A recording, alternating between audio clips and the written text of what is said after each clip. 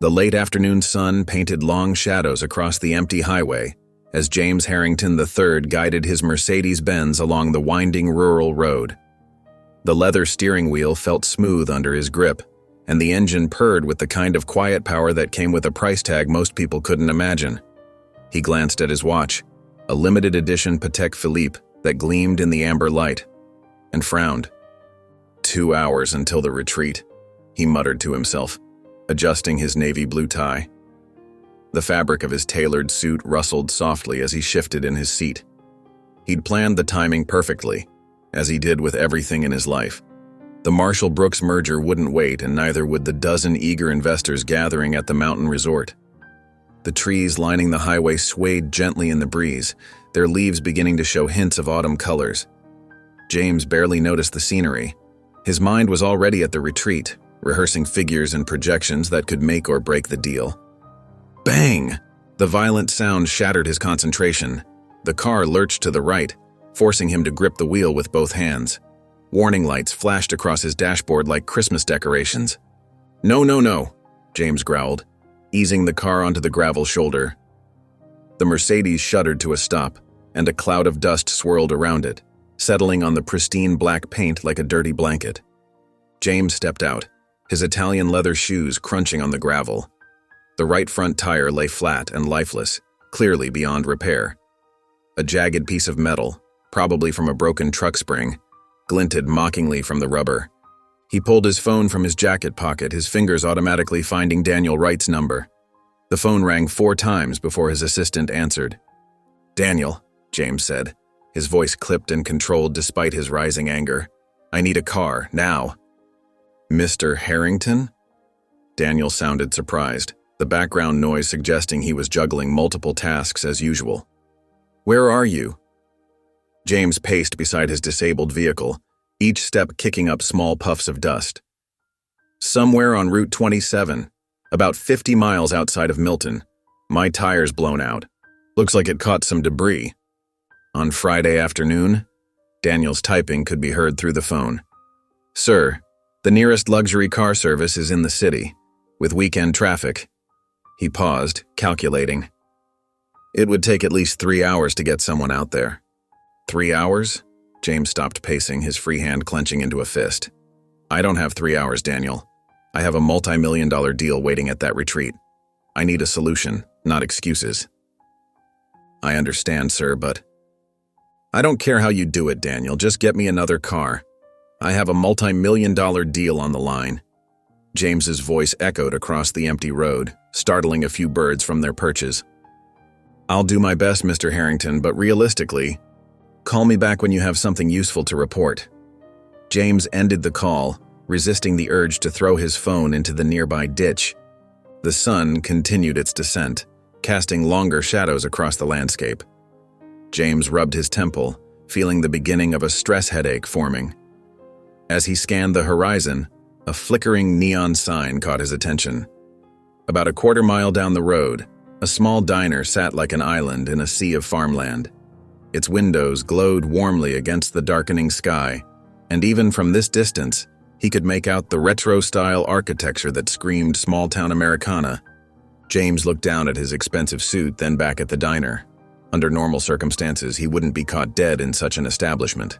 But normal circumstances didn't involve being stranded on a rural highway with a multi-million-dollar deal hanging in the balance.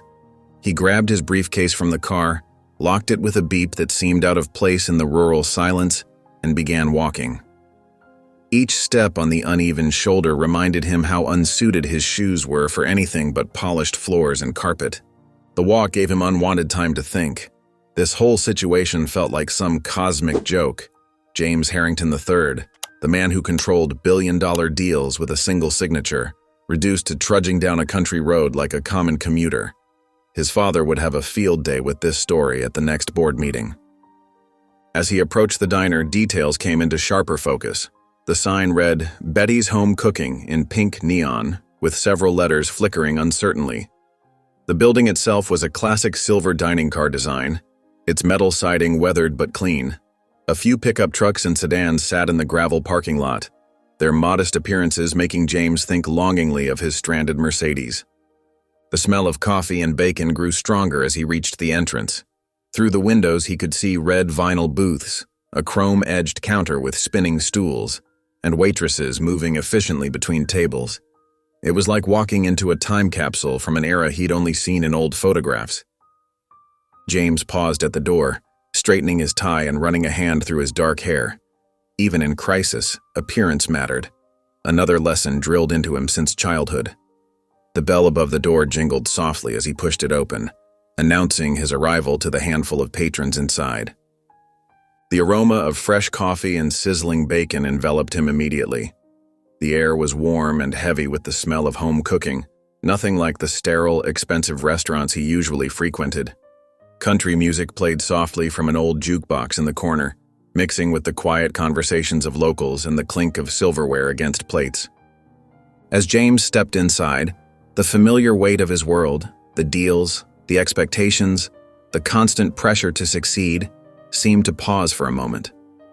The diner was warm, unpretentious, and completely foreign to his experience. He stood there, briefcase in hand, as out of place as a peacock in a chicken coop, not yet knowing that this unexpected detour would lead him straight into a past he thought he'd left behind forever. The bell's cheerful jingle faded as James settled onto a red vinyl stool at the counter. His Italian leather shoes felt out of place against the worn metal footrest, just like everything else about him in this small-town diner. The checkered floor gleamed under fluorescent lights, and the air carried the comforting aroma of coffee and grilled burgers. He pulled out his phone again, thumbs moving rapidly across the screen as he fired off another text to Daniel. The situation was becoming more frustrating by the minute. A business retreat worth millions, and here he sat, stranded in some backwater diner that probably hadn't changed since the 1950s. Without looking up, James raised his hand slightly, signaling for service. The gesture was subtle but demanding, the kind that usually brought Manhattan waiters running. Here, it felt oddly out of place. Soft footsteps approached, accompanied by the whisper of fabric and the gentle tap of a pen against a notepad. "What can I get you?" The voice hit him like a physical force. His fingers froze mid-text, hovering over the screen. That voice. He knew that voice. It had haunted his dreams for years, whispering memories he'd tried so hard to forget. James looked up slowly, his heart suddenly hammering against his ribs. The phone slipped from his fingers, clattering onto the counter. Sarah Williams stood before him, a blue apron tied around her waist, her blonde hair pulled back in a loose ponytail that caught the late afternoon sun streaming through the windows. She looked different, older, more worn around the edges, but her eyes were the same clear blue he remembered, now wide with shock. Sarah? The name came out as barely more than a breath carried on a wave of disbelief. She gripped her notepad tighter, her knuckles turning white. The pen trembled slightly in her hand. "Coffee?" Her voice was professional, distant, but he could hear the slight quaver beneath the surface. James couldn't stop staring. The Sarah he remembered had been a college student full of dreams and laughter, her face always lit with a smile. This Sarah looked tired. Faint lines crinkled at the corners of her eyes, and there was a guardedness in her expression that hadn't been there before. She'd lost the softness of youth, replaced by something harder, more resilient. Questions tumbled through his mind, fighting to be asked. Where had she gone? Why had she disappeared? The last time he'd seen her had been that spring morning in their senior year, when she'd kissed him goodbye before class. By evening, she'd vanished, leaving nothing but silence and unanswered calls in her wake. "Sarah, he began, but movement caught his eye. A small figure appeared beside Sarah, tugging gently at her apron. "Mommy?" James's world tilted sharply on its axis. A little girl, no more than 6 years old, stood there looking up at him. Her hair fell in sandy blonde curls around a heart-shaped face that struck him with an odd sense of familiarity. But it was her eyes that made his breath catch. Deep brown eyes, exactly like his own, studying him with an intensity that seemed far too knowing for her age. The child's gaze never wavered as she looked between him and Sarah. There was something eerily perceptive in her expression, as if she was putting together pieces of a puzzle he couldn't yet see. Sarah's hand moved instinctively to the girl's shoulder, protective and gentle. The gesture spoke volumes, of love, of years spent being everything this child needed, of a strength James was only beginning to understand. "Mommy, who's that?"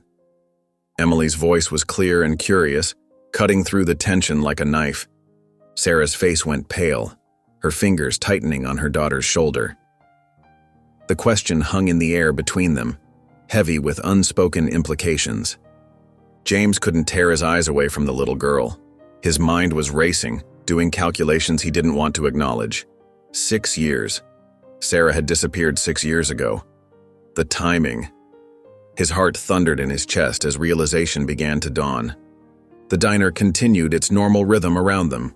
Coffee cups clinking, the grill sizzling, other customers chattering. But at that counter, time seemed to stand still. 3 people caught in a moment that would change everything. A man in an expensive suit suddenly face to face with what he'd lost, a woman whose carefully constructed world was threatening to shift, and a little girl whose innocent question carried the weight of years of secrets. Emily took a small step forward, still holding onto her mother's apron with one hand. Her eyes locked with James's, and in that moment, he saw something of himself reflected back. The same determined set of the jaw, the same questioning tilt of the head. Features he saw every morning in the mirror, now looking back at him from this child's face. Sarah remained frozen, her expression a complex mixture of fear, protection, and something deeper, perhaps regret, perhaps anger, perhaps both.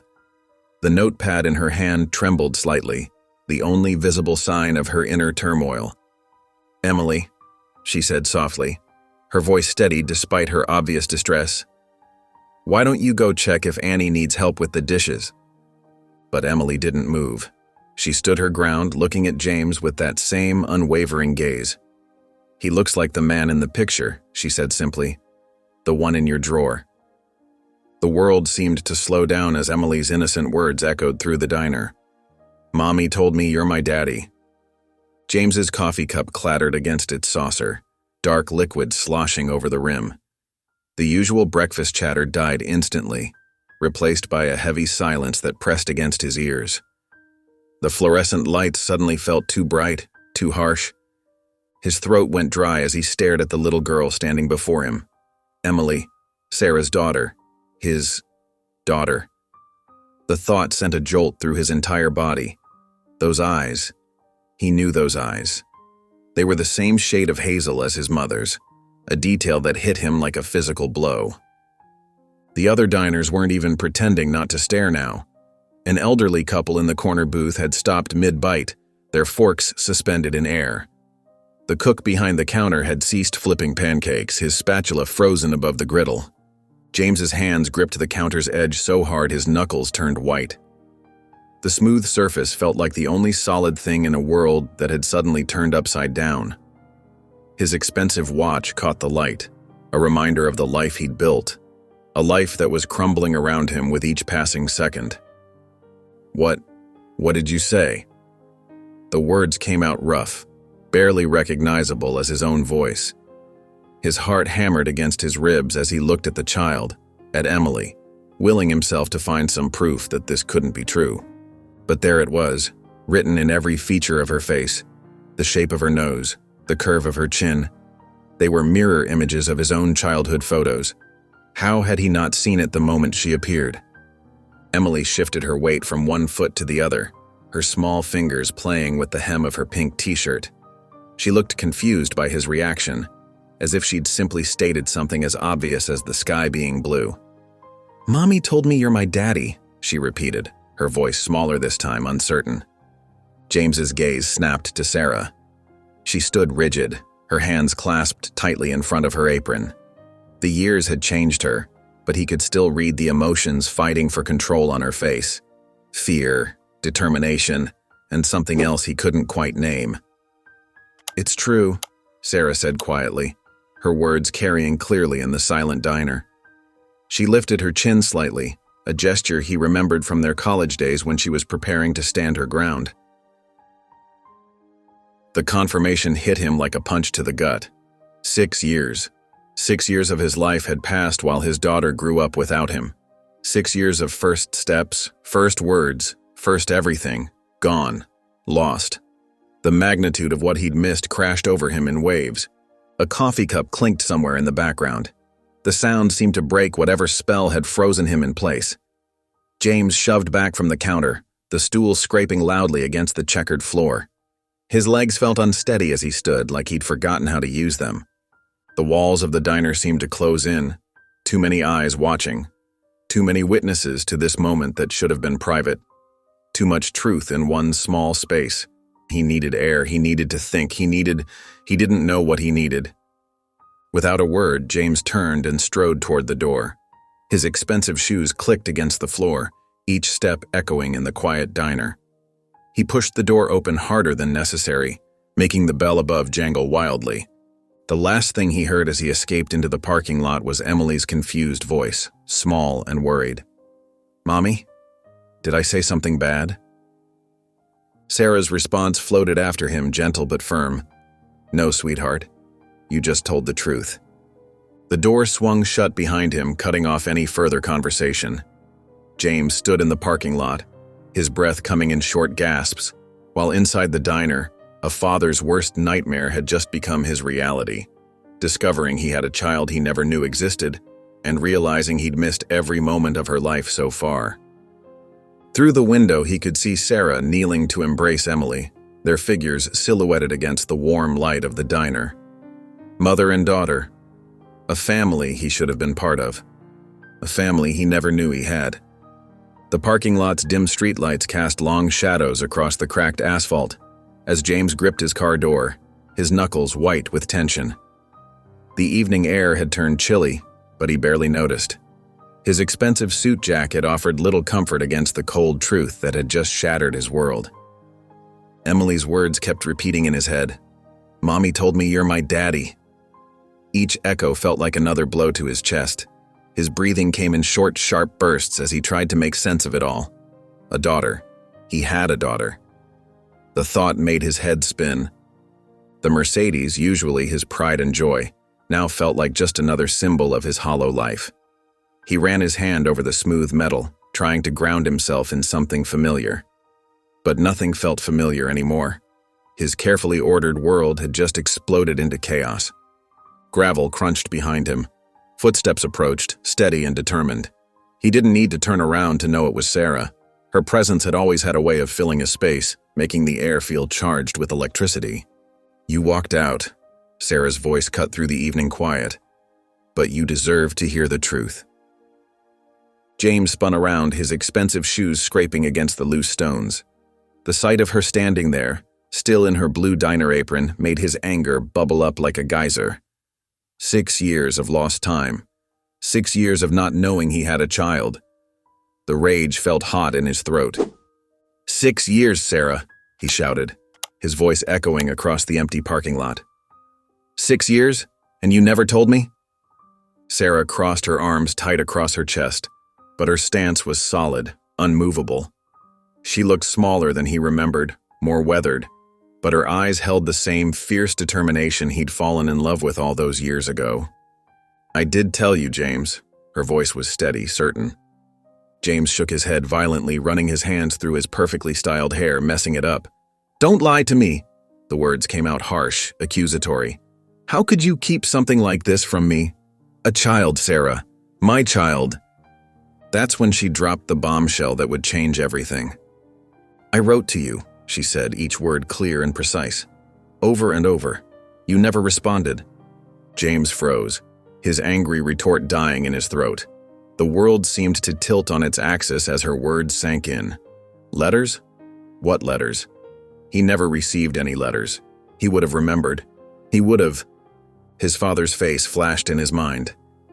James Harrington Sr., sitting behind his massive mahogany desk, sorting through the Daily Mail. "Focus on your future, son. Don't let distractions derail you from your destiny." The memory hit him like a physical blow. His father had always controlled everything, his education, his career path, his social circle. Would he have gone so far as to intercept letters? Letters that would have told him he had a daughter? That's impossible, James whispered, but the certainty had drained from his voice. I never got any letters. Sarah took a step closer, her eyes searching his face. I wrote to you every week for months. I told you I was pregnant. I told you when Emily was born. I even sent pictures. Her voice cracked slightly. When you never responded, I thought you'd made your choice. James's legs felt weak. He leaned back against his car, trying to process what she was saying.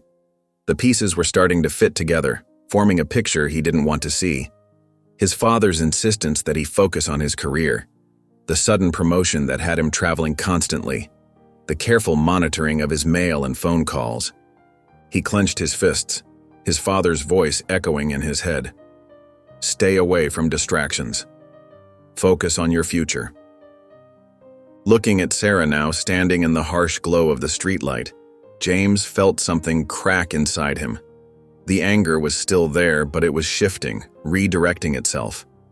His voice came out quieter, almost pleading. You really sent them? Sarah's response was soft but unwavering. Every single one. A cold knot settled in his stomach as the full weight of what his father had done began to sink in. He'd been manipulated, controlled, and in the process, he'd lost everything that really mattered. He'd lost Sarah, he'd lost his daughter. He'd lost 6 years he could never get back. The chilly breeze picked up, rustling through the nearby trees, but neither of them moved. They stood there in the dim light, the truth finally laid bare between them, as heavy and real as the broken-down car beside them. The morning sun cast long shadows across the quiet residential street as James pulled his rental car to a stop. He hadn't slept more than an hour, his mind racing with revelations about his father's deception and the daughter he never knew existed. Dark circles rimmed his eyes, and his usually pristine suit was wrinkled from tossing and turning all night in his hotel room. Sarah's house was exactly what you'd expect in a small town, a modest one-story rental with faded blue paint and white trim. The small front yard showed signs of life that made his chest tighten. A pink bicycle leaning against the porch, a jump rope coiled on the grass, and scattered building blocks near a maple tree. These weren't just random toys. They were pieces of Emily's life. 6 years of memories he'd missed. James stepped out of the car, his designer shoes crunching on the gravel driveway. Each step toward the front door felt heavier than the last. His hands were sweating, something that never happened during million-dollar negotiations. But this wasn't a business deal. This was his daughter. He reached the door and paused, taking a deep breath. Through the screen, he could hear the muffled sounds of cartoons and Emily's gentle laughter. The sound made his heart skip a beat. Before he could change his mind, he knocked. The TV went quiet. Footsteps approached, and then Sarah appeared, wearing jeans and a simple green sweater. Her blonde hair was loose around her shoulders, so different from the uniform she'd worn at the diner. Her expression was guarded, arms crossed protectively across her chest. What do you want, James? Her voice was steady, but he could hear the wariness beneath it. James swallowed hard. To see her. The words came out rough, vulnerable in a way he wasn't used to. Sarah studied him for a long moment, probably looking for any sign that he might hurt Emily the way he'd hurt her. Finally, she stepped back, opening the door wider but not inviting him in. A small movement caught his eye. Emily peeked out from behind Sarah's leg, clutching a well-loved stuffed bunny with floppy ears. She wore pink pajamas with unicorns on them, her curly hair wild from sleep. The sight of her made his throat tight. She had his mother's eyes. James lowered himself to one knee, trying to appear less intimidating. His expensive suit pants touched the worn welcome mat, but he didn't care. His heart was pounding so hard he was sure they could hear it. Hi, Emily. His voice was soft, gentler than he'd ever heard himself speak. Emily's small fingers tightened around her bunny's ear. She didn't smile, didn't run to him like he'd secretly hoped she might. Instead, she looked at him with those serious hazel eyes and asked the question that cut straight to his heart. Why did you run away yesterday? James felt the words like a physical blow. How could he explain to a 6-year-old that her existence had turned his whole world upside down? That learning about her made him question everything he thought he knew about his life, his father, his choices. He started, then stopped. His usual smooth confidence deserted him. I didn't know what to say. Emily's response was simple but devastating in its honesty. Mommy says you're my daddy, but I don't know you. She didn't say it accusingly, just stated it as a fact, the way children do. The truth of her words hit him hard. He wasn't daddy to her, he was just a stranger in an expensive suit who had run away when she'd tried to talk to him. All his wealth, his power, his business success meant nothing here. Emily needed something much more valuable than money. She needed time, trust, and proof that he wouldn't disappear again. Sarah's hand rested protectively on Emily's shoulder, and James could see the years of bedtime stories, scraped knees, and butterfly kisses that had formed their bond. He'd missed it all, and no amount of money could buy back those moments. James stood up slowly, his knees protesting from the unfamiliar position. He looked at Sarah, seeing both the college girl he'd loved and the strong woman who'd raised their daughter alone. The words came from somewhere deep inside him, somewhere beyond pride or business strategy. I need to fix this. Sarah's response was immediate and clear. Then stay. The setting sun painted streaks of orange and purple across the motel parking lot as James leaned against his rental car, his phone pressed firmly to his ear. The familiar weight of his Italian leather briefcase felt strange now, like it belonged to someone else's life. His thumb hovered over Daniel's number for a long moment before he finally pressed call. The phone rang twice before his assistant's efficient voice answered. Mr. Harrington, I've arranged for the car service to pick you up tomorrow morning at… Daniel, cancel the retreat. James's voice was firm, but even he could hear the slight tremor in it. There was a pause on the other end. Sir, you'll miss the Morton merger discussion. Your father specifically requested… I said cancel it. James cut him off, his tone leaving no room for argument. He ran a hand through his usually perfectly styled hair, not caring that it was falling out of place. Yes, sir. Daniel's voice held a mix of confusion and concern. Should I tell your father? James closed his eyes, remembering the letters Sarah had sent, letters that had never reached him. His jaw tightened. Number, I'll handle that myself. The evening air was cooling rapidly, carrying the scent of freshly cut grass and distant barbecues, so different from the sterile air of Manhattan. A few moths fluttered around the dim parking lot lights, casting erratic shadows on the cracked asphalt. And Daniel, I need you to do something else. Of course, sir. Find me a house to rent, something simple, near the Golden Cup Diner in Millbrook. The silence on the other end stretched so long that James checked to make sure the call hadn't dropped. A house? Daniel finally managed. In Millbrook? But sir, what about your penthouse? The board meetings? The quarterly reports are due next week and… Handle it, James said, his voice softer now. Whatever needs to be signed, whatever needs to be delegated. Just handle it. He ended the call before Daniel could protest further, sliding the phone into his pocket. The weight of his decision settled over him like a heavy blanket. For the first time in his adult life, James Harrington III had chosen something over business. The next morning found him following a chatty real estate agent through a small house just 3 blocks from the diner. The place was modest, to put it kindly. The kitchen cabinets were dated, the carpet had seen better days, and the bathroom tiles were an unfortunate shade of mint green. It's not much, the agent said apologetically, noting James's designer watch and custom suit, but it's available immediately, and the location is convenient. James stood in the empty living room trying to imagine furniture in the space. He was used to sweeping views of Central Park, marble countertops, and state-of-the-art everything. This house had none of that. But through the front window he could see children riding their bikes down the street. A woman walked her dog, waving to neighbors tending their gardens. It was real life, the kind of life Emily lived every day. I'll take it, he said, surprising himself with how quickly the words came. The agent blinked. "Don't you want to see other options? I have a lovely property on the other side of town with—" "This one is fine." He pulled out his checkbook. "How soon can I move in?"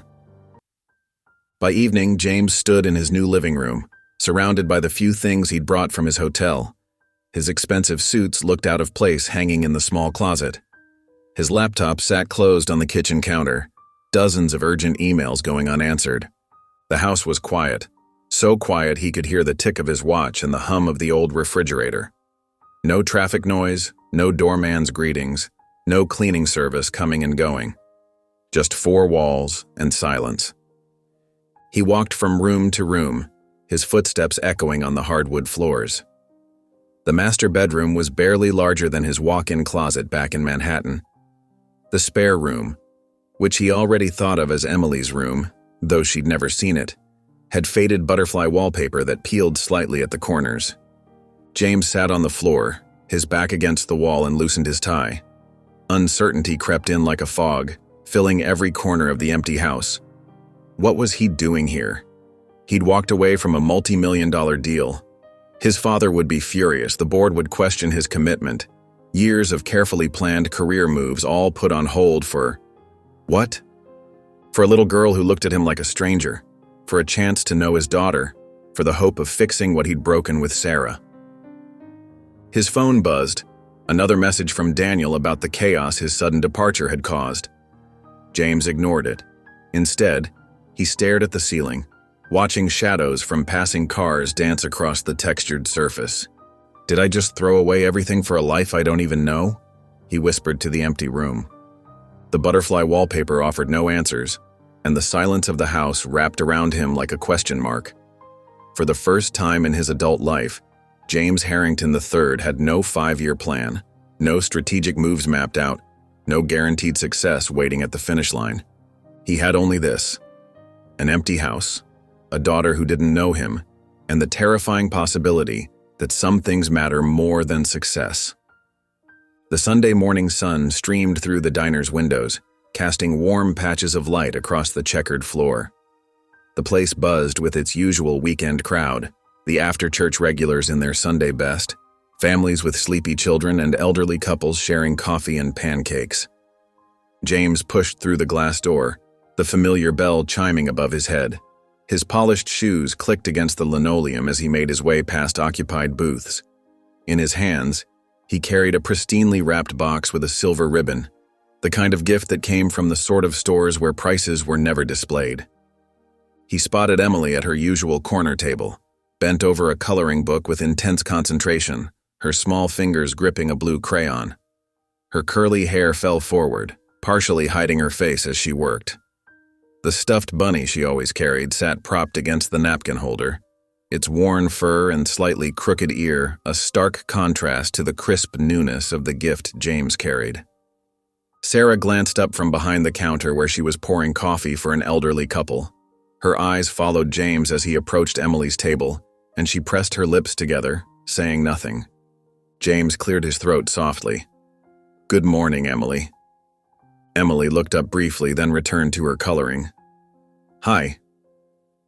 Without waiting for more of a welcome, James placed the beautiful package in front of her, carefully sliding it between her coloring book and the syrup dispenser. The wrapping paper sparkled in the morning light, covered in delicate silver stars against a pearl-white background. Emily's crayon stopped moving. She stared at the box, her expression more wary than excited. "What is it?"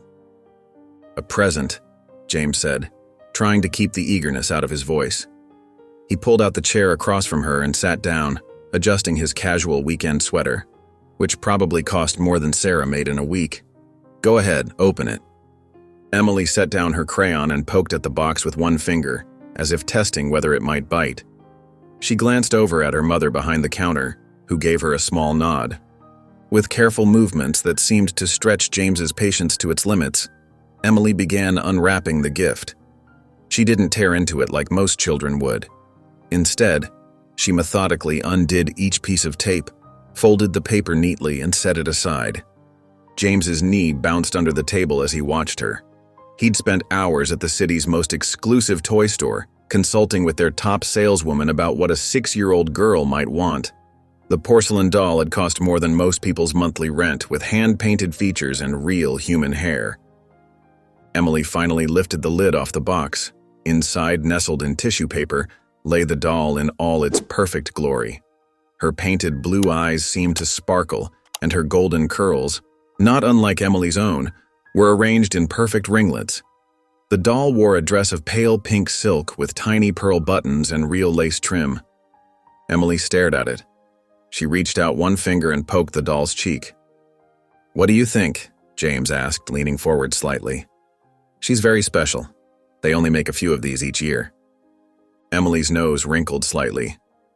"She looks too perfect," she said flatly. "She's not real." Without another word, she pushed the box aside and pulled her coloring book back in front of her, picking up the blue crayon again. James felt like someone had punched him in the stomach. He looked at the expensive doll, then at Emily, who was now completely absorbed in coloring what appeared to be a cartoon dinosaur wearing a hat. From behind the counter, Sarah shook her head. She'd been watching the whole interaction while wiping down coffee cups. "She's not impressed by money, James," she said quietly, but loud enough for him to hear. James ran a hand through his perfectly styled hair, messing it up slightly.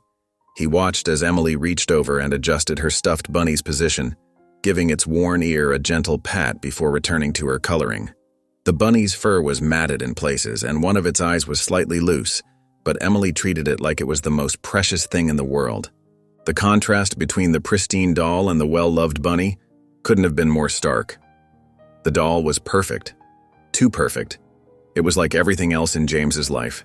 Expensive, flawless, and ultimately hollow. Emily hummed softly to herself as she colored, completely ignoring both James and the gift he'd brought. She reached out occasionally to touch her bunny's ear, as if reassuring herself it was still there. The stuffed animal might have been shabby, but it was real. It had clearly been hugged, carried, dropped, washed, and loved. Its imperfections told the story of years of genuine affection. James watched as Emily paused in her coloring to whisper something to the bunny. She smiled at it, a real warm smile that he hadn't seen directed at him yet. The kind of smile you couldn't buy, no matter how expensive the gift. Sarah appeared at their table, coffee pot in hand. She topped off the cup James hadn't even touched and gave him a look that mixed sympathy with something like challenge. She didn't need to say anything more. Her earlier words still hung in the air between them. The doll sat forgotten in its fancy box, its perfect painted smile now seeming almost mocking. James had thought he could solve this like he solved everything else in his life, by throwing money at it. But Emily's reaction made it clear that approach wouldn't work here. She didn't want perfect. She didn't want expensive. She wanted real. And James, sitting there in his designer clothes with his manicured nails and his calculated approach to everything, had no idea how to give her that. The afternoon sun cast long shadows across the park's grass as James stood beneath an old oak tree. His Italian leather shoes felt out of place on the worn dirt path, but he couldn't take his eyes off Emily. She sat alone by the playground, her trusted stuffed bunny clutched in one hand while she drew patterns in the dirt with a stick. Other kids played nearby, their laughter echoing across the park, but Emily kept to herself. James recognized that solitude. He'd been the same way as a child, though for different reasons. His isolation had come from privilege, hers seemed to come from something deeper. The wind picked up, rustling through the trees. Emily stood, brushing dirt from her jeans, and walked toward a small pond. James followed at a distance, not wanting to intrude but unable to stay away. He watched as she crouched by the water's edge, showing her bunny the tiny fish that darted beneath the surface. Then it happened. A strong gust of wind caught Emily by surprise. The stuffed bunny slipped from her grasp, landing with a soft splash in a muddy puddle near the pond's edge. "No!" Emily's voice cracked with panic. Before she could move, James was already there. Without hesitation, he stepped into the mud, his $1,000 shoes sinking into the muck. He reached down and scooped up the soaked bunny, muddy water seeping into his sleeve. Emily stood frozen, her eyes wide. "You ruined your fancy shoes." James looked down at his mud-covered footwear and gave a small shrug. "They're just shoes." Emily tilted her head, studying him with those observant eyes that seemed to see right through him. Something shifted in her expression. A subtle change, but James felt it like a ray of sunlight breaking through clouds. "His name is Mr. Hoppy," she said quietly, accepting the dripping bunny from James's hands. "That's a good name," James replied, trying to keep his voice steady despite the surge of emotion he felt at this small moment of connection. "How long have you had him?" Emily hugged the wet bunny to her chest, not caring that it was soaking her shirt. "Forever. Mommy gave him to me when I was really little." She paused, then added, "He helps me not feel lonely." James's heart clenched. He wanted to tell her she'd never have to feel lonely again, but he knew better now. Empty promises wouldn't work with Emily. Instead, he sat down on a nearby bench, his ruined shoes squelching. To his surprise, Emily climbed up beside him. She left a small space between them, but it was closer than she'd ever willingly been before. "Your shoes make funny noises now," she observed, a hint of a smile playing at the corners of her mouth. James wiggled his feet, making the shoes squish dramatically. "They sound like a duck, don't they?" A tiny giggle escaped Emily's lips, the first he'd ever heard from her. The sound made his chest tight. They sat in comfortable silence for a few minutes, watching the pond's surface ripple in the breeze. Emily worked to squeeze water from Mr. Hoppy's ears, her small fingers careful and gentle.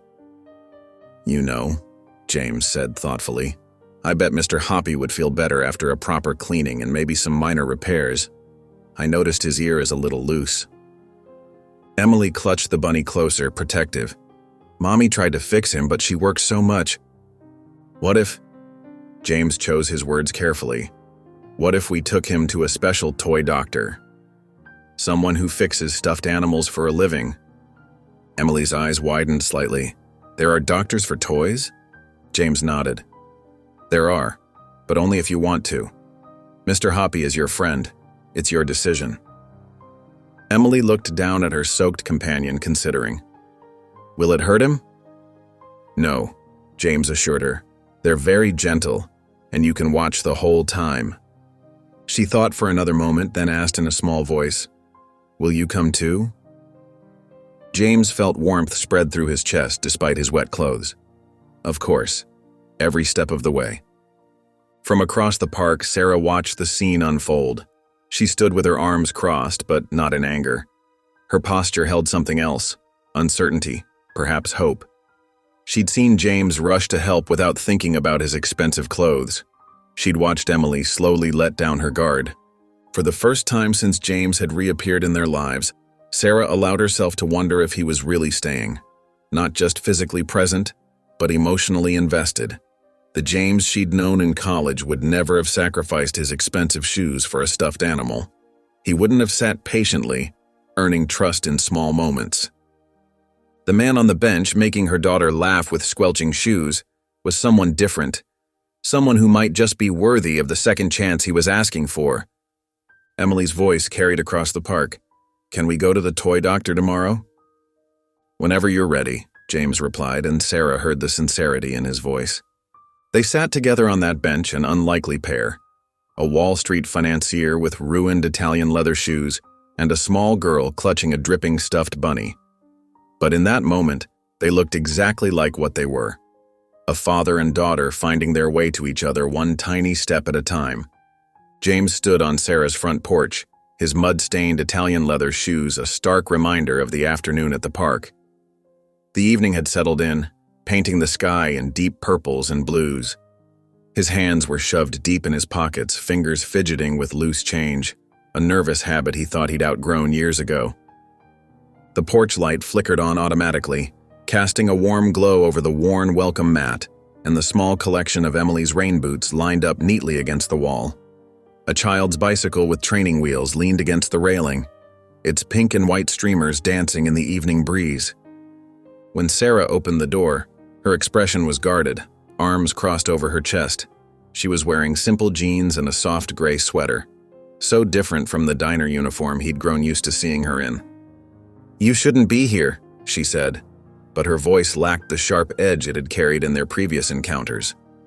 James shifted his weight, suddenly aware of how out of place his expensive suit looked against the backdrop of this modest home. "I just wanted to check if she was okay." Sarah studied him for a long moment, her eyes searching his face as if looking for something specific. Finally, she stepped aside. "Come inside, but don't wake her." The house was small but undeniably warm. The living room walls were painted a soft yellow, decorated with framed crayon drawings and school certificates. Emily's toys were scattered across the floor, building blocks, colored pencils, and what looked like a half-finished puzzle of a unicorn. James's throat tightened as he took in every detail. This was Emily's world, the world he should have been part of all along. A stack of library books sat on the coffee table, their spines well worn from repeated readings. A small pink backpack hung by the door covered in butterfly stickers. Sarah moved toward the kitchen, her movements quiet and practiced. "Sit," she said, gesturing to the small dining table. The surface was scratched and marked with crayon stains, but it had character, the kind of wear that came from years of family meals and art projects. The kitchen was tiny compared to his penthouse's gourmet setup, but it felt more like a real kitchen than anything he'd ever owned. Colorful magnets held Emily's artwork to the fridge. Stick figures, rainbow houses, and what appeared to be a family drawing. James's chest ached when he noticed it only showed two people, Emily and Sarah. Sarah filled the kettle and pulled 2 mugs from a cabinet. The familiar domestic routine felt surreal, like he was watching a life he could have had playing out before him. She worked in silence, steeping tea bags in hot water, the gentle aroma of chamomile filling the air. Setting a mug in front of him, Sarah took the seat across the table. Her fingers wrapped around her own cup, seeking its warmth. "You're still here," she finally said, her voice barely above a whisper. Her eyes met his, challenging. "Are you staying? Or are you just here to soothe your guilt?" James stared into his tea, watching the steam rise in lazy spirals. The question hung heavy in the air between them. Through the thin walls, he could hear Emily's soft, steady breathing from her bedroom. "I don't know how to fix this, Sarah." The words felt inadequate as soon as they left his mouth. Sarah leaned forward, her voice low but firm. "You don't fix this, James." Her hands tightened around her mug. "You show up. Every day. You prove to her that you're staying." She paused, letting the words sink in. "And if you can't do that, you need to leave now." The truth of her words hit him like a physical force. This wasn't about grand gestures or expensive gifts. It wasn't about making up for lost time with extravagant presents or trying to buy his way into Emily's heart. It was about being there, consistently, reliably, something his own father had never managed to do. From Emily's room came the soft creak of a bed frame, followed by the gentle rustle of sheets. Both adults froze, waiting to see if she would wake. After a moment, the sounds settled back into the rhythm of sleep. James's eyes were drawn to her partially open door. A nightlight cast star-shaped patterns on the wall, and he could just make out the edge of a purple bedspread. How many bedtimes had he missed? How many stories had gone unread, scraped knees unkissed, nightmares uncomforted? He turned back to Sarah, really looking at her now. The years had changed her, but not in the ways he'd first thought. Yes, there were fine lines near her eyes, but they spoke of laughter as much as worry. Her posture was different too, stronger, more certain of herself. She'd raised their daughter alone, built this warm little world with nothing but determination and love. "I'm staying," he said. And for the first time since discovering Emily's existence, he felt the full weight of what that promise meant. It wasn't just about being physically present. It meant becoming someone worthy of Emily's trust, someone who could put her needs before his own. Sarah's expression didn't change, but something in her eyes softened slightly. She'd heard promises before. She needed actions, not words. They both knew it. The house was silent except for the gentle hum of the heating system when Sarah jerked awake. Years of motherly instinct had tuned her ears to even the smallest sounds of distress from Emily. Tonight was no different. A whimper, soft but clear, drifted down the hallway. Sarah pushed back her quilted comforter and swung her feet to the floor. The wooden boards creaked beneath her steps as she made her way toward Emily's room. Another cry, louder this time, quickened her pace. But before she could reach the door, a deep voice stopped her in her tracks. "Shh, "You're safe, sweetheart. It's just a bad dream." James's voice. Sarah's heart hammered against her ribs. She hadn't even heard him come in. He must have been checking on Emily when the nightmare started. Sarah crept closer, careful to stay hidden in the shadows of the hallway. The door was cracked open just enough for her to see inside. Emily's nightlight cast a soft pink glow across the room, illuminating the stuffed animals that lined her shelves and the colorful drawings taped to her walls. James sat on the edge of Emily's small bed, his broad shoulders hunched forward as he leaned close to their daughter. His suit jacket was draped over Emily's desk chair, his tie loosened, sleeves rolled up to his elbows. He looked different here, softer somehow without the sharp edges of his usual Wall Street persona. Emily's small frame shook with residual fear from her nightmare. Tears tracked down her cheeks as she gripped James's wrist with both hands, as if afraid he might disappear if she let go. "You didn't leave?" Emily's voice was barely above a whisper, thick with sleep and lingering fear. James shook his head slowly, his free hand continuing to brush damp strands of hair from her forehead. The gesture was so gentle, so natural, that Sarah's throat tightened with unexpected emotion. "I told you I'm here," James said simply. No grand promises, no elaborate explanations, just 3 words that seemed to carry more weight than any of his previous attempts to connect with Emily. Sarah watched as Emily's grip on James's wrist gradually loosened. Her breathing steadied, matching the calm rhythm of James's movements as he continued to stroke her hair. This was new territory. Emily had never allowed anyone but Sarah to comfort her after nightmares. Not her teachers, not her babysitters, not even Sarah's mother during overnight visits. The pink nightlight caught the tear tracks on Emily's cheeks, making them shine like tiny rivers.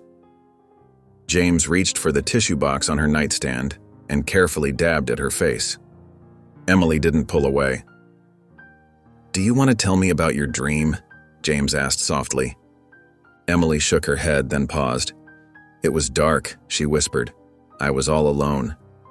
James's hand stilled for a moment before resuming its gentle motion through her hair. "You're not alone anymore," he said. "I promise." Sarah pressed her palm against the doorframe, steadying herself. The scene before her was simultaneously beautiful and terrifying. Beautiful because it was everything she'd ever wanted for Emily, a father who would sit with her through nightmares, who would speak to her with such tenderness. Terrifying because she'd seen James make promises before, back when they were young and in love and certain about their future together. Emily's eyes were starting to droop, her small body relaxing into her pillow. James began to hum softly, an old lullaby that Sarah recognized from their college days. He'd once told her his mother used to sing it to him when he was small before she passed away. The familiar melody wrapped around the room like a warm blanket. Sarah watched as Emily's eyes finally closed, her breathing evening out into the steady rhythm of sleep. Still, James didn't move. He sat there, continuing to stroke Emily's hair, as if memorizing every detail of this moment. Sarah stepped into the doorway then, making her presence known. She crossed her arms, not in defense this time, but to keep herself from reaching out to both of them. "Don't break her heart, James." He turned at the sound of her voice, careful not to disturb Emily. In the dim light, his eyes met Sarah's, and she saw something there she hadn't seen in years. Not ambition, not determination to prove himself, but a quiet certainty. A peace she'd forgotten he was capable of. "I won't," he said simply. The words hung in the air between them, weighted with history and possibility. Emily slept on, unaware of the moment passing between her parents, her small hand still loosely wrapped around James's wrist. The afternoon sun streamed through the diner's windows, casting long shadows across the checkered floor. The lunch rush had dwindled to a handful of regulars nursing their coffee cups when the bell above the door chimed. James walked in, his suit jacket draped over his arm, tie loosened just enough to suggest he was trying to fit in. Several customers looked up, then quickly returned to their conversations. After nearly a week of his appearances, James was becoming a familiar sight in the small-town diner. He made his way to the counter, nodding politely at Mrs. Henderson, who always occupied the corner booth with her crossword puzzle. and Tom, the local mechanic who spent his lunch breaks here. The wooden stool creaked as James settled onto it, the same spot he'd claimed every day since discovering Emily. Sarah stood behind the counter, wiping down the surface with practiced efficiency. Her blonde hair was pulled back in its usual ponytail, though a few stubborn strands had escaped to frame her face. She glanced up at James, one eyebrow raised. "You're becoming a regular," she said, already reaching for the coffee pot. James's lips curved into a slight smirk. "Maybe I like the coffee." Sarah rolled her eyes, but there was a hint of a smile playing at the corners of her mouth. "We both know that's not true. You're a coffee snob, James Harrington. Always have been." She set a steaming mug in front of him, the ceramic clicking against the counter. The rich aroma of diner coffee, nothing fancy, just honest-to-goodness brew, filled the air between them. "People change," James said, wrapping his hands around the warm mug. "Do they?" Sarah's voice was quiet, thoughtful. James took a sip of his coffee, his eyes wandering around the diner. The walls were covered with local memorabilia, old license plates, vintage advertisements, photos of town events. But something caught his eye on the corkboard behind the counter. There, partially hidden behind a lunch special menu, was a faded photograph. His heart skipped a beat as he recognized it. The image showed a younger version of himself and Sarah, both laughing at something long forgotten. Her head was thrown back in genuine joy and his arms were wrapped around her waist. They looked so carefree, so full of hope and possibilities. "You kept this?"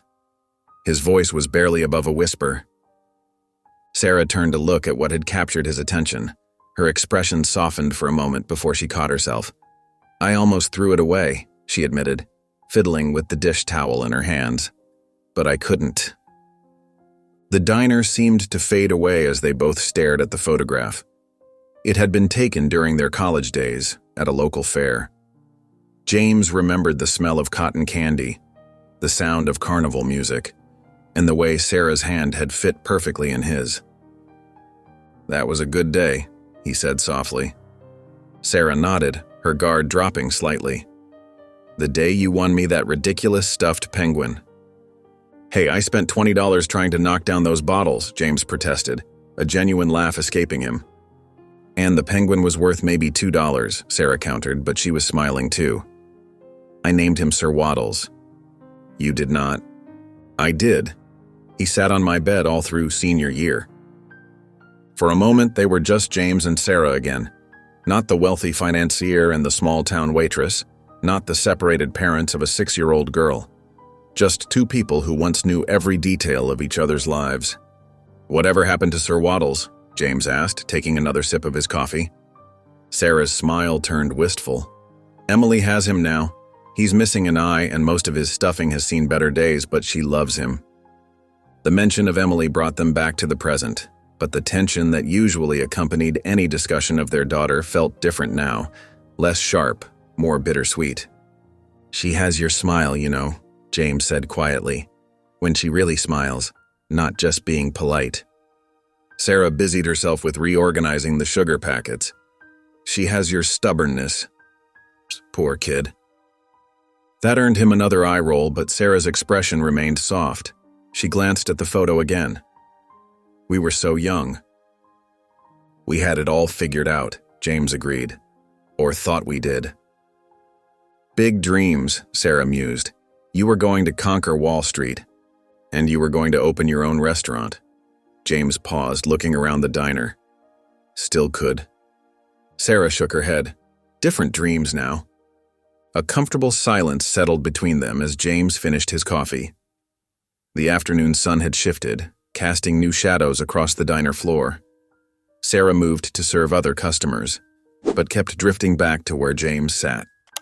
Finally, James stood up, leaving his usual generous tip on the counter. His eyes were drawn once more to the photograph. Sarah caught him smiling at it. "Don't get any ideas, Harrington," she warned, but there was no real edge to her voice. "Too late," he replied, straightening his tie. The neon sign of the diner flickered one last time as Sarah turned the key in the lock. Her shoulders ached from a long day of carrying plates and refilling coffee cups. The night air was cool against her skin, carrying the sweet scent of autumn leaves. She wasn't surprised to see James leaning against the lamppost, his tall frame casting a long shadow across the empty sidewalk. His suit jacket was gone, his white shirt sleeves rolled up to his elbows. He looked different here, away from the bright lights of the city. Softer somehow, more like the boy she'd known in college. "Stalking me now?" she asked, adjusting her purse strap on her shoulder. James pushed himself off the lamppost, a familiar grin playing at his lips. "Just walking you home." Sarah shook her head but didn't protest when he fell into step beside her. Their footsteps echoed in the quiet street, matching rhythm without trying. The walk was familiar. She'd done it hundreds of times alone. But tonight felt different. "Emily asked about you at bedtime," Sarah said, breaking the silence. "Wanted to know if you'd be there tomorrow." James's face lit up. "What did you tell her?" "That you probably would be. She's starting to count on it, you know." The weight of her words hung between them. James nodded, serious now. "Good. That's what I want." They passed the darkened storefronts of Main Street, the hardware store where Mr. Peterson still used a manual cash register, the bookshop where Emily spent hours looking at picture books, the ice cream parlor where she'd first told James about their daughter. When they reached Sarah's house, the porch light was on, casting a warm glow over the wooden steps. Sarah could see Emily's bicycle leaning against the railing, her helmet hanging crookedly on the handlebars. She started up the steps expecting James to say goodnight and leave like he usually did. But tonight, he followed her onto the porch. There was something different in his eyes, something that made her heart beat faster. Sarah wrapped her arms around herself, suddenly cold despite the mild evening. The stars twinkled overhead, witnesses to whatever was about to happen. James took a step closer. His voice was low, intense. "You were the only thing in my life that ever felt real." Sarah's breath caught in her throat. She could smell his cologne, the same brand he'd worn in college when they'd sneak away from study groups to kiss behind the library stacks. Before she could step back, before she could remember all the reasons this was a bad idea, James closed the distance between them. His hand came up to cup her cheek, gentle but sure, and then he was kissing her. For one dangerous moment, Sarah melted into the kiss. Her body remembered this, the way they fit together, the softness of his lips, the warmth of his touch. Her hands moved to his chest of their own accord, feeling his heartbeat through his shirt. But then reality crashed back in. Images flashed through her mind, crying herself to sleep, watching the mailbox for letters that never came, holding Emily through her first fever alone. Sarah jerked away, her hand moving before she could think. The slap echoed in the quiet night, sharp and final. James's head snapped to the side, but he didn't look angry. When he turned back to face her, there was understanding in his eyes, mixed with something else. Hope, maybe. Sarah's hands were trembling. She could still feel the ghost of his kiss on her lips, and it made her furious, at him, at herself, at the way her heart still betrayed her after all these years. "Don't do that again," she said, her voice shaking despite her best efforts to keep it steady. James nodded, but there was a smile playing at the corners of his mouth. "You kissed me back." The words hit her like another slap, this time aimed at her own heart. Without another word, Sarah turned and yanked open her front door. The sound it made as she slammed it in James's face was satisfying, but it didn't drown out the memory of his kiss or the truth in his words. She leaned against the closed door, listening to his footsteps as they slowly retreated down the porch steps. Only when she was sure he was gone did she let out the breath she'd been holding, sliding down to sit on the floor. The autumn sun cast long shadows across the town square as James and Emily sat on a wooden bench outside the diner. Emily was showing him her latest drawing, a colorful mess of crayon lines that she insisted was a portrait of them both. "See? That's you." Emily pointed to a tall stick figure with spiky black hair. "And that's me." She jabbed her finger at a smaller figure holding what looked like her beloved stuffed bunny. James leaned closer, genuinely interested. "I love how you made my hair all spiky. Do I really look that messy?" Emily giggled, the sound light and carefree. "Sometimes. especially when you're thinking really hard about something. For the past week, these moments had become precious to James. Each small interaction, every tiny breakthrough with Emily felt like a gift.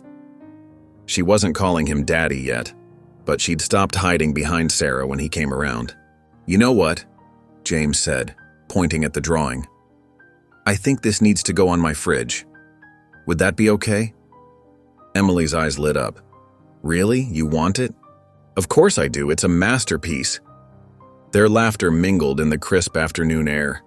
James couldn't remember the last time he'd felt this content. The simple joy of sitting here with his daughter, watching her face light up over something as ordinary as a crayon drawing. It filled an emptiness he hadn't even known was there. Then a voice cut through their moment like an Arctic wind. "What a disappointment you've become." James felt his entire body go rigid. He knew that voice, had grown up dreading that tone of cold disapproval. Emily must have sensed his tension because she pressed closer to his side, her small hand clutching his sleeve. Slowly, James turned around. James Harrington Sr. stood there in an impeccable charcoal suit, his silver hair perfectly styled, his presence commanding attention, just as it always had. Behind him idled a sleek black town car, its windows tinted dark enough to hide whoever might be watching from inside. "Father?" James's voice came out steady, though his heart was racing. "What are you doing here?" His father's steel gray eyes swept over the scene with undisguised contempt, the small town square, the modest diner, and finally, Emily. His lip curled slightly. "Cleaning up your mess, apparently." He adjusted his gold cufflinks with practiced precision. "When you missed the retreat, I had my suspicions. But this?" He gestured dismissively at Emily, who shrank further behind James. "This is beyond even my worst expectations." James stood up, positioning himself between his father and Emily. "She's not a mess. She's my daughter." "Your daughter?" His father's laugh was sharp and without humor. "Is that what that waitress told you? And you believed her?" "Her name is Sarah," James said through gritted teeth. "And yes, Emily is my daughter. The daughter you kept from me for 6 years. Senior's expression didn't change, but something cold flickered in his eyes. "I protected you from a gold digger who would have destroyed everything we built." "You had no right?" James's voice rose, causing Emily to flinch. He immediately lowered his tone, reaching back to squeeze her hand reassuringly. "Those letters Sarah sent. You hid them from me. You made that choice for me." "I made the right choice," his father said flatly. "Look at yourself. Living in some backwater town, playing house with a woman beneath your station and a child who—" "Don't." James's voice was deadly quiet now. "Don't you dare say another word about my daughter." Emily's small voice piped up from behind him. "Are you James's daddy?" Senior's eyes snapped to her, and for a moment something almost like uncertainty crossed his face. Emily stepped out slightly from behind James, her chin raised despite her obvious nervousness. "You don't seem very nice," she said matter-of-factly. A muscle twitched in Senior's jaw. "Children should be seen and not heard." "And fathers should love their children," Emily shot back, surprising both men with her directness. "My mommy says that's the most important job they have." James felt a surge of pride so strong it nearly took his breath away. Here was this tiny person, standing up to the man he'd spent his entire life trying to please. "You have exactly 1 hour to pack your things," Senior said, his voice clipped. "The car will take you back to New York. This unfortunate situation will be handled by our lawyers." "I'm not going anywhere." James wrapped an arm around Emily's shoulders. "And neither is Emily." "Don't be ridiculous, James. You have responsibilities. A legacy to uphold." "My only responsibility right now is to my daughter." James looked down at Emily, who was watching him with those serious hazel eyes. "And if you can't accept that, then you can get back in your car and leave." Senior's face hardened into a mask of cold fury. "You're throwing away everything. Your future, your inheritance, your position. For this?" "No," James said quietly. "I'm choosing my family, something you never did." The words hung in the air between them, heavy with decades of unspoken pain. Senior's hands clenched at his sides, his knuckles white with suppressed rage. Just then, the diner's door chimed. Sarah stepped out, still wearing her blue apron, her eyes quickly taking in the scene. Her face paled when she saw Senior, but she walked straight to Emily, placing protective hands on her shoulders. "Mr. Harrington," she said, her voice cool but steady. "I see you finally decided to meet your granddaughter." Senior's nostrils flared. "I see you finally sprung your trap." "The only trap here," Sarah replied evenly, "was the one you set by hiding those letters. 6 years of Emily's life that you stole from both her and James." "How dare you?" "No!" Sarah cut him off, her voice gaining strength. "How dare you? How dare you decide that your son's happiness meant nothing compared to your precious legacy? How dare you keep a father from his child?" Senior turned to James, his face livid. "Are you going to let her speak to me this way?" "Actually," James said, moving to stand beside Sarah and Emily, forming a united front, "I think she's being remarkably restrained." The town square had grown quiet, other people sensing the tension and giving them a wide berth. Senior looked at the three of them, James, Sarah, and Emily, standing together against him. For the first time in James's memory, his father seemed to falter, as if facing something he couldn't control or manipulate.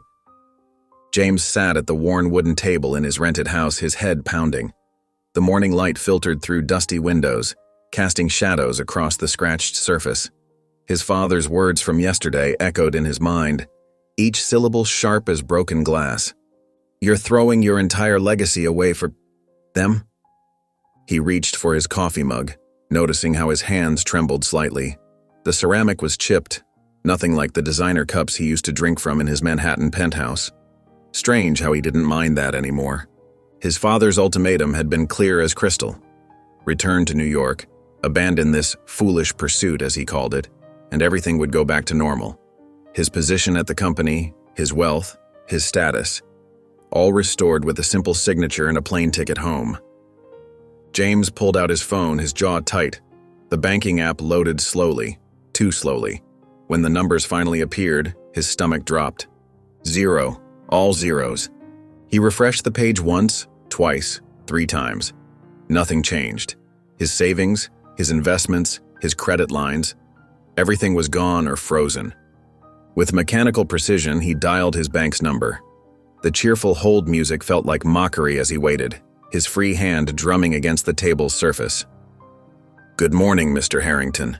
The bank representative's voice was professionally neutral. "How may I assist you today?" "My accounts." James kept his voice steady, though he could feel the rage building in his chest. "They're showing 0 balances. There must be some mistake." A pause followed by keyboard clicking. "I'm afraid there's no mistake, sir. Your accounts have been frozen per company authority." The order came directly from Harrington Industries' board of directors. James closed his eyes. Of course. His father hadn't just been making empty threats. He'd mobilized the entire board, probably had them waiting on standby for this very moment. "Is there anything else I can help you with today, Mr. Harrington?" James ended the call without responding. He stood up, pacing the small kitchen. His father's influence ran deeper than just the family business. He had connections everywhere: banks, investment firms, real estate. One by one, James tried them all.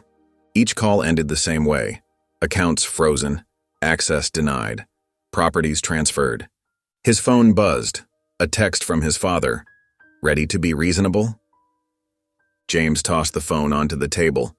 The screen cracked, a spider web of lines spreading across its surface. Perfect.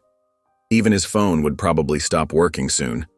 The bill was tied to his now frozen accounts. He walked to the window, looking out at the quiet street. A kid rode past on a bicycle, newspaper bag slung over his shoulder. A couple walked their dog, laughing about something. Normal people living normal lives, not worried about multi-million-dollar power plays or corporate takeovers. His father had orchestrated this perfectly, cut off access to everything, leaving James with whatever cash he had on hand and maybe a few weeks' worth of rent.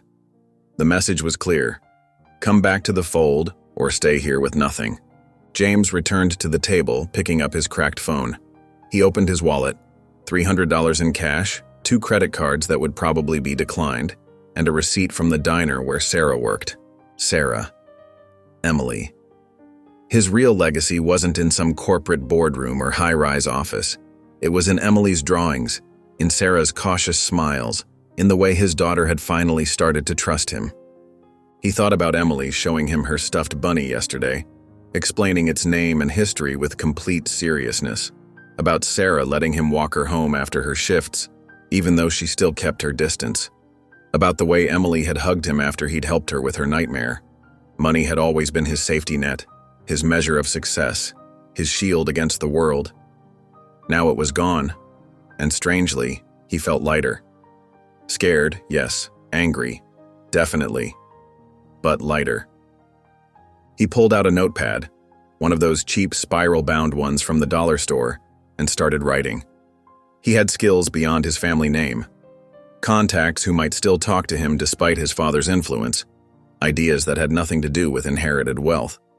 "Fine," he said to the empty room, his voice firm and clear. "I'll build something new." His father had taken his money, but he couldn't take this feeling, this determination, this certainty that he was finally doing something right. For the first time in his life, James wasn't choosing the path of least resistance. He was choosing the harder road, the one that mattered. He looked at his empty bank accounts one more time, then closed the app. The numbers didn't matter anymore. What mattered was what he would do next. The night air hung heavy with tension as James stood on Sarah's front porch. The wooden boards creaked beneath his feet, and somewhere in the distance, crickets chirped their evening song. Sarah's silhouette filled the doorway, her arms crossed tightly across her chest, her expression hard as stone. "Your father was here." Her words cut through the darkness like a knife. James's stomach dropped, a cold weight settling in his chest. He'd been dreading this moment since his father's arrival. "What did he say?" "He told me you'll leave." Sarah's voice was quiet but sharp. "That you always leave." The accusation stung, but James couldn't deny his past pattern of running when things got tough. He took a step closer, gravel crunching under his feet. Sarah didn't budge from her defensive position. "Sarah, whatever he said, he told me everything, James." Her fingers dug into her arms. "About how you always choose the easy path, how you'll get bored playing house in this small town, how you'll realize what you're giving up and run back to your perfect life." James shook his head, frustration building in his chest. "That's not true, isn't it?" Sarah's laugh was bitter. "You've been here what, a week? And already your father's shown up to drag you back. How long before you decide he's right?" The porch light cast harsh shadows across her face, highlighting the worry lines around her eyes. Lines he hadn't noticed before, lines that spoke of years of struggling alone. "Emily is already confused, James." Sarah's voice trembled, but her anger remained controlled. "And I won't let you hurt her." James gritted his teeth, fighting to keep his own emotions in check. "I didn't know about her, Sarah, but I know now. And I'm not going anywhere." "That's not enough." She exhaled heavily, looking away. "You have to prove it." James nodded slowly. He'd expected this response. "I know. Do you?" Sarah's gaze snapped back to him. "Because Emily asks about you every night now. She wants to know if you'll be there tomorrow, if you'll watch her at the park again, if you'll read her another story." The weight of responsibility pressed down on James's shoulders. Each of Emily's hopes felt like both a gift and a burden. "I want to be there for all of that." "Words," Sarah said, shaking her head. "Just more words." "My father froze my accounts today," James said quietly. "Every penny." Sarah's expression flickered with surprise before hardening again. "So what? You want sympathy?" "No." James ran a hand through his hair. "I'm telling you because I want you to understand. He took everything, Sarah. Everything except what matters most." "And what's that?" "The chance to know my daughter, the chance to make things right with you." Sarah's shoulders tensed. James, I know you don't trust me, he continued. You have every reason not to, but I'm not the same person I was 6 years ago. Prove it, she challenged. Show me you mean it. Show Emily you mean it. James stepped closer, close enough to see the faint freckles across her nose, the ones he used to count when they were younger. I will. Every day. For as long as it takes. Sarah's expression softened slightly, but her guard remained up. And when your father offers you everything back? He already did. James met her gaze steadily. Yesterday, I said no. A flash of emotion crossed Sarah's face. Surprise, hope, fear, before she masked it again. That doesn't mean you won't change your mind tomorrow, or next week, or next month. You're right. James nodded. It doesn't. But I'm choosing this, choosing Emily, choosing you, every single day. And I'll keep choosing this until you both believe me. Sarah studied him for a long moment, her eyes searching his face for any sign of deception. Finally, she stepped back, her hand on the doorknob. Emily asks about you every night, she repeated softly. Don't make me explain to her why you disappeared. James watched as Sarah disappeared inside, leaving him alone in the cold night air. The porch light clicked off, plunging him into darkness. I'm not leaving, he said to the closed door. James stared at the nearly empty fridge, its bare shelves a stark reminder of his new reality. A half-empty carton of milk, 2 eggs, and a wilted head of lettuce were all that remained. His stomach growled, but pride kept him from admitting just how dire his situation had become. This morning had been a wake-up call. Standing in line at the grocery store, his face had burned red as the cashier repeatedly swiped his credit card, only to have it declined. The sympathetic look in her eyes made it worse. He'd mumbled an excuse and left, leaving behind a cart full of groceries he couldn't afford. He closed the fridge door and leaned against it, running his hands through his disheveled hair. Bills were scattered across the kitchen counter. Rent, utilities, things he'd never thought twice about before. The numbers seemed to mock him now. Walking to the living room, he dropped onto the worn couch. His designer suit hung in the closet, useless now. His expensive watch sat in a drawer. He couldn't bring himself to sell it yet, though he knew he might have to soon. James reached for his bag, an old leather briefcase that had seen better days. As he dug through it, searching for anything useful, his fingers brushed against a forgotten wallet tucked in the bottom corner. The leather was soft, worn with age. Opening it, his breath caught. There, protected by a clear plastic sleeve, was a photograph he hadn't seen in years. Him and Sarah, both so young, so carefree. Her smile was radiant, her eyes sparkling with joy as she looked up at him. His arm was around her waist and he was grinning like he'd won the lottery. In a way, he had. How did I let it all go so wrong? He whispered, running his thumb over Sarah's face in the photo. They had been so in love, so full of dreams. Before his father's manipulation, before his own blind ambition took over. A knock at the door startled him from his thoughts. When he opened it, Sarah stood there shifting uncomfortably on her feet. She wore her diner uniform, probably between shifts. Her hair was pulled back in its usual ponytail, but a few strands had escaped, framing her face. Sarah? He couldn't hide his surprise. What are you? She cut him off, holding up a brown paper bag. Figured you probably don't know how to grocery shop on a budget. James stared at the bag, then back at her face. She wasn't smiling, but there was something softer in her expression than he'd seen since his return.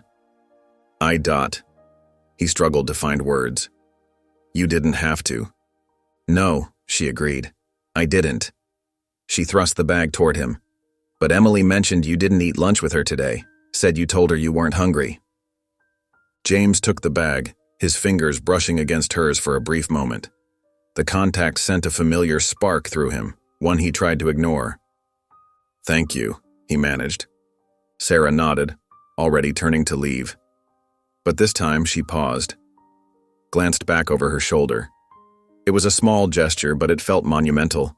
Like maybe, just maybe, the walls between them were starting to crack. She walked away, her footsteps echoing on the wooden porch steps. James watched until she disappeared around the corner, the brown paper bag clutched in his hands like a lifeline. Inside, he found basic groceries: bread, peanut butter, eggs, some fruit. Nothing fancy, but enough to get by. At the bottom was a handwritten list titled Budget Shopping Tips. Sarah's neat handwriting listed local stores with the best prices, when to shop for deals, and how to make simple meals stretch. James sat at his kitchen table, the groceries spread before him, the shopping list in his hands. For the first time since his father had frozen his accounts, he felt something other than despair. It wasn't just about the food, it was about Sarah seeing him struggle and choosing to help, even after everything. He carefully folded the list and placed it in his wallet right next to the old photograph, a reminder of what he'd lost, and maybe what he might still have a chance to rebuild. The early morning sun cast long shadows through the diner's windows as James pushed open the glass door. The bell jingled softly above him, announcing his arrival. The place was quiet, peaceful, a stark contrast to the usual breakfast rush that would start in about an hour. Sarah stood behind the counter, methodically wiping down the coffee machines and arranging clean mugs in neat rows. She looked up as James approached, her eyebrows rising at his appearance. Gone was the tailored suit and perfectly styled hair. Instead, he wore a simple white button-down shirt with the sleeves already rolled up to his elbows and dark slacks that had seen better days. "You here for coffee?" Sarah asked, her tone carrying its usual mix of wariness and familiarity. James shook his head, squaring his shoulders. "I'm here to work." Sarah stopped wiping the counter, the cloth frozen mid-swipe. She stared at him for a long moment, then let out a short laugh that held more disbelief than humor. "James," she said, shaking her head, "you've never worked a day in your life. Then maybe it's time I start." His voice was firm, determined. The same voice he'd once used to close million-dollar deals, now being used to ask for a job at a small-town diner. Sarah studied him, her eyes narrowing slightly as she tried to read his intentions. The morning light streaming through the windows highlighted the stubborn set of his jaw, the quiet desperation in his eyes. "Fine," she finally said with a sigh that seemed to come from deep within her. "But if you spill one drink, you're fired." A grin spread across James's face, transforming his features into something younger, more reminiscent of the boy she'd known in college. "Deal." Sarah tossed him an apron, which he caught awkwardly. "First thing, learn how to tie that properly. Can't have you looking like a mess in front of customers." James fumbled with the apron strings, his usually nimble fingers suddenly clumsy with the unfamiliar task. Sarah watched him struggle for a moment before stepping around the counter. "Here," she said, batting his hands away. "Like this." Her fingers moved quickly, efficiently, showing him how to loop and tie the strings properly. James stood very still, acutely aware of her presence behind him, of the light touch of her hands as she adjusted the apron. "Now," she said, stepping back, "basic rules. Greet customers with a smile. Keep the coffee pot full. Don't let anyone's cup go empty. Write orders clearly. The kitchen staff won't guess what your chicken scratch means." James nodded, trying to absorb everything. It seemed simple enough in theory, but he had a feeling the reality would be quite different. Sarah handed him a coffee pot. "Start by refilling the regulars' cups. Most of them take it black, but always ask first." James took the pot, its weight unfamiliar in his hand. He approached his first table, an elderly man reading a newspaper, and cleared his throat. "More coffee, sir?" The man looked up, his weathered face creasing into a surprised smile. "Well, if it isn't the suit, Sarah got you working here now, does she?" James felt his cheeks warm slightly. "Yes, sir, first day." "About time," the man chuckled. "Yes, please." Black. James carefully tipped the pot, concentrating hard on not spilling a drop. The dark liquid streamed into the cup, steam rising in delicate swirls. He managed to fill it without incident, earning an approving nod from the customer. Moving from table to table, James slowly grew more confident with the coffee pot. Each successful pour felt like a small victory. He could feel Sarah's eyes on him, watching, evaluating. The morning progressed and customers began trickling in. James learned quickly that carrying multiple plates was harder than it looked. He memorized the table numbers and struggled to remember who ordered what. His hands, used to signing contracts and handling expensive fountain pens, now grappled with greasy plates and sticky syrup bottles. But he didn't quit. Every time he made a mistake, he corrected it. When he forgot an order, he apologized sincerely and made it right. When his arms ached from carrying heavy plates, he pushed through it. By mid-morning, James had developed a rhythm. It wasn't perfect, but it was progress. He'd learned to balance 3 plates at once, mastered the art of refilling coffee without interrupting conversations, and even remembered most of the regular customers' usual orders. Sarah watched him fumble with a fresh pot of coffee, a few drops splashing onto the counter. She grabbed a cloth and wiped up the spill, a small smirk playing at the corners of her mouth. "Not bad, Harrington," she said, her voice carrying a hint of genuine approval. "Not bad." James stirred a pot of spaghetti sauce, a recipe Sarah had taught him, still adjusting to this simple domestic life. A knock at the door startled him. Emily stood there, clutching a folded paper, Sarah watching from the steps. "Mommy said we could come for dinner," Emily said shyly. As they stepped inside, Emily handed James the drawing. In crayon, 3 figures stood holding hands, him, Sarah, and Emily, beneath the words, "My family." "Is it okay if I drew you?" she asked hesitantly. James's throat tightened. "Emily, you can draw me anytime you want." She beamed, then eagerly climbed onto a chair to help stir the sauce. As she giggled, sauce on her cheek, she looked up and said, "Okay, Daddy. What's for dinner?" The word Daddy stopped James cold. His eyes met Sarah's. She nodded, her own gaze shining. In that small kitchen, with Emily's hand in his and Sarah's soft smile, James knew this was home. As the sun sets over the lake, James watches Emily twirl on the shore, catching fireflies, while Sarah stands nearby, bathed in golden light. Knowing he can't waste another moment, James kneels on the weathered dock, pulling a simple ring from his pocket. "I lost you once," he says. "I don't want to spend another second without knowing you're mine forever." Tears glisten in Sarah's eyes. Before she can respond, Emily runs up. "Mommy, is James giving you a present?" James chuckles. "Say yes, please." With a radiant smile, Sarah whispers, "Yes." Emily claps in delight as James slips the ring onto Sarah's finger, pulling them both into a tight embrace. The lake shimmers behind them, a perfect backdrop to the family finally coming together. James wakes to find Emily sprawled on his bed, flipping through wedding magazines. "Mommy says we don't need a big wedding," she says, "but I think we do." She pauses. "You're going to live with us after, right?" James gently takes her hand. "I'm never leaving. Ever." Later, over coffee at the diner, Sarah voices her fears. "What if it doesn't last?" she asks hesitantly. James reassures her, "I choose you. I choose Emily. Every single day." She finally smiles. Emily really wants to be the flower girl. "I know," James chuckles. "She's been practicing."